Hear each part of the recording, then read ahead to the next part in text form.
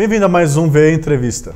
Hoje eu estou aqui com o pastor Alexandre Mendes. Ele é responsável pelo Ministério de Jovens na Igreja Batista Maranata, em São José dos Campos.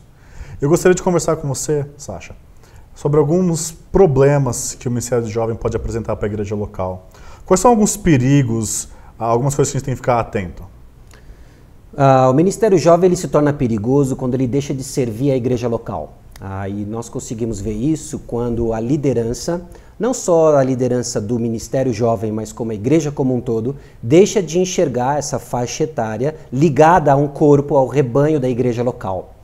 Então, quando o jovem ele deixa de ser visto como a Bíblia o define, ele passa a ser visto como um grupo específico de consumo de um produto, e aí o Ministério Jovem tende a ser voltado, por exemplo, a entretenimento, a simplesmente manter um nível de agito, e aí o grupo começa lentamente a se desligar do convívio da igreja.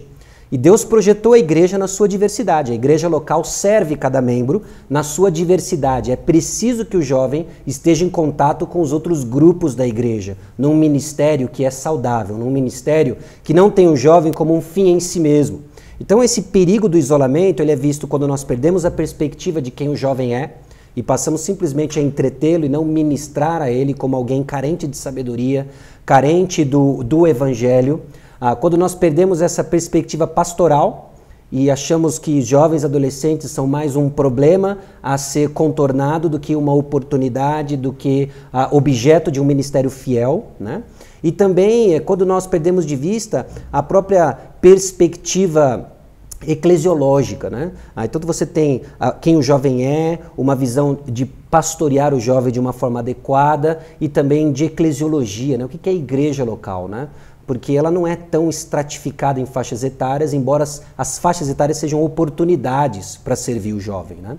Então o perigo acaba sendo esse, né? E aí você cria no jovem algo que você não consegue alimentar no convívio do corpo.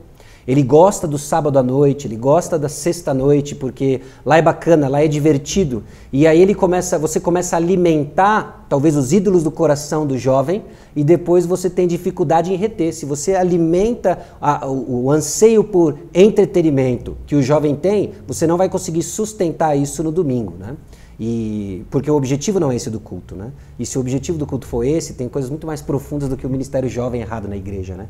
Então, esses são alguns dos perigos, né? E aí o jovem tem uma visão bem distorcida de maturidade e das evidências disso é o crescente número de adultocentes, né? Homens, biologicamente falando, de 30 anos que se comportam como adolescentes, não assumem responsabilidades, porque eles nunca foram tratados como tal, né? Então, isso é um perigo que a igreja precisa estar atenta, né? Perfeito. Obrigado, Sasha.